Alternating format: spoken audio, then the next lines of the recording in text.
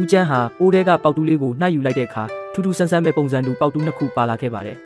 ငါတစ်ခုပဲထည့်ထားတာပါလို့တွေးပြီးဦးကျန်းလည်းတိတ်ရေးမဆိုင်ပဲပေါက်တူးကိုအိုးထဲပြန်ပစ်ထည့်လိုက်တယ်ဒါပေမဲ့ခြေလမ်းနှဲငယ်လှမ်းပြီးတာနဲ့အိုးထဲကထူးဆန်းတဲ့အတန်တစ်ခုကြားလိုက်ရပြန်တယ်ပြန်လိုက်ကြည့်လိုက်တော့ပေါက်တူးတစ်ခုကနေနှစ်ခုဖြစ်နေပြန်ရောဒီတစ်ခါတော့ဦးကျန်းရင်တုန်သွားခဲ့တယ်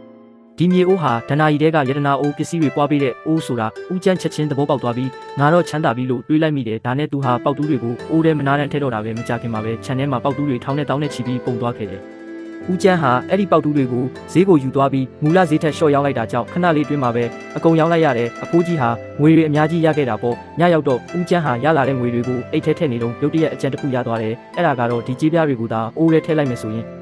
ငွေကနေငွေပွားလာမှာပေါ့လို့တွေးလိုက်တဲ့အတိုင်းပဲအိုးထဲကနေကြေးပြားတွေအများကြီးခုန်ထွက်လာပါတော့တယ်ငွေတွေရလာပြီးတဲ့နောက်မှာတော့ဦးကျန်းဟာခန်းသားထဲဝါတဲ့အင်ကြီးတစ်လုံးစောက်လိုက်တယ်ထမင်းစားရင်တော့အစီကံမလေး၄ယောက်ကဝိုင်းဝန်းပြုစုပေးရတယ်တစ်ချိန်တည်းမှာပဲသူ့ရဲ့စိတ်အခြေအနေကလည်းပြောင်းလဲလာပြီးဒေါသကြီးလာခဲ့တဲ့သူဟာဒီအိုးကိုမရခင်တုန်းကသူ့ကိုယ်တိုင်လည်းဆင်းရဲဒုက္ခရောက်ခဲ့ရတဲ့သူဆိုတာကိုမေ့သွားခဲ့ပုံပါပဲတကယ်တော့ဦးကျန်းဟာမူလကသူ့တပားလေကိုငှားလို့ရတဲ့လေသမားတဦးပါစူးစမ်းပန်းစားလုပ်ကင်ခဲ့လို့အသက်50အရွယ်ရောက်မှမြေရှင်စီကနေမြေကွက်တစ်ကွက်ဝယ်နိုင်ဖို့ဝေစုမိခဲ့တာပါဒါပေမဲ့မြေကွက်စီရောက်သွားတဲ့အခါမှာတော့ကြောက်ခဲတွေနဲ့ပြည့်နေတဲ့မြေရိုင်းကြီးဖြစ်နေတာကိုတွေ့လိုက်ရတဲ့ဦးကျန်းဟာစိတ်ပြတ်သွားပေမဲ့လည်းကြောက်ခဲတွေကိုတစ်ခုချင်းဖယ်ရှားပြီးစိုက်ပျိုးလို့ရတဲ့မြေကောင်းဖြစ်အောင်စူးစမ်းခဲ့တဲ့ကံကောင်းကျင်တော့မြေကြီးတဲကနေဒီမြေအိုးလေးကိုရှာတွေ့ခဲ့ပြီးဒါကပဲသူ့ဘဝကိုလုံးဝပြောင်း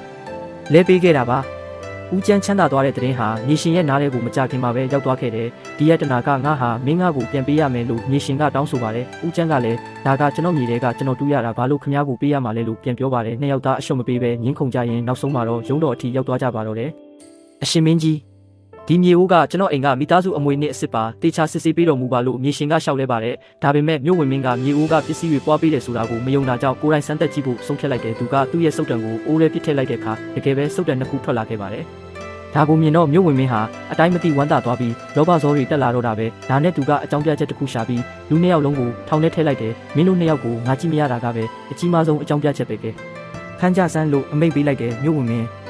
လူတက်ကိုဒီလိုတန်ဖိုးမထားပဲမလုပ်ပါနဲ့အသက်ချမ်းသာခွင့်ပေးပါလို့သူတို့ကအော်ဟစ်တောင်းပန်ကြပေမဲ့မရခဲ့ပါဘူ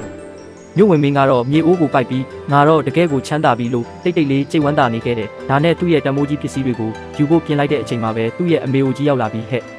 ဟင်းသီးဟင်းရွက်စီထဲကိုအိုးရှိလားလို့မေးပါတယ်ကျမ်းပြင်ဘောကမြေအိုးကိုမြင်တော့အတော်ပဲဆိုပြီးကုန်းပွေးလိုက်တဲ့အချိန်မှာပဲအရှိန်လုံးပြီးနောက်ကိုလမ်းကြကအိုးထဲကိုတကိုယ်လုံးကျွန်းဝင်သွားပါတော့တယ်တားရီ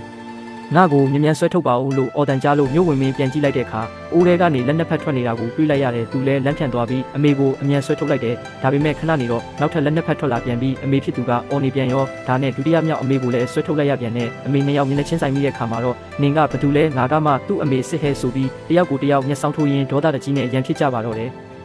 အမေနှစ်ယောက်ဟာတယောက်ကိုတယောက်တွန်းထိုးရင်းနဲ့အိုးထဲကိုအတူတူပြန်ပြုတ်ကျသွားကြပြန်တယ်ဒါနဲ့နှစ်ယောက်ကနေ၄ယောက်ကနေ၈ယောက်ဖြစ်သွားပြီးမကြခင်မှာပဲနောက်ထပ်အမေတွေအများကြီးအိုးထဲကနေခုန်ထွက်လာကြပါတော့တယ်မြို့ဝင်မင်းဟာကြောင်အန်းဖြစ်သွားပြီးပြုစုဆောင်ရှောက်ရမယ့်အမေတွေဒီလောက်တောင်များနေတာကိုကြည့်ပြီးခေါင်းတွေပါကွဲမတက်ခံစားလိုက်ရတယ်ဒီတော့မှသူဟာလောဘဇောတွေတက်ခဲ့မိတယ်ဆိုတာကိုဝန်ခံလိုက်ရပါတော့တယ်အထက်ထက်စဉ်းစားပြီးတဲ့နောက်မှာတော့မြို့ဝင်မင်းဟာမြေအိုးကိုခွဲပစ်ဖို့ဆုံးဖြတ်လိုက်ပါတယ်ကျဲလောင်တဲ့အတန်ကြီးနဲ့တူအိုးကွဲသွားတဲ့အခါအိုးထဲကနေပွားလာတဲ့အရာတွေအားလုံးလည်းတပြိုင်တည်းပျောက်ကွယ်သွားပါတော့တယ်မြို့ဝင်မင်းလည်းသူ့ရဲ့အမေရင်းကိုစိတ်ချလက်ချပြန်ရသွားခဲ့တာပေါ့ဒါပေမဲ့မြေရှင်နဲ့အဖိုးကြီးကတော့စိတ်ပြတ်သွားကြပြီဟာမလို့ချင်းရင်ကျွန်တော်တို့ကိုပေးပါလားဘာလို့ခွဲပစ်လိုက်တာလဲလို့နှမျောတတ်စွာနဲ့ညီးတွားနေကြပါတော့တယ်တကယ်လို့တင်တာဒီလိုမျိုးပစ္စည်းတွေပွားပေးနိုင်တဲ့ယတနာအိုးနဲ့တွေ့ခဲ့ရင်ကောလောဘကိုထိန်းချုပ်နိုင်ပါမလား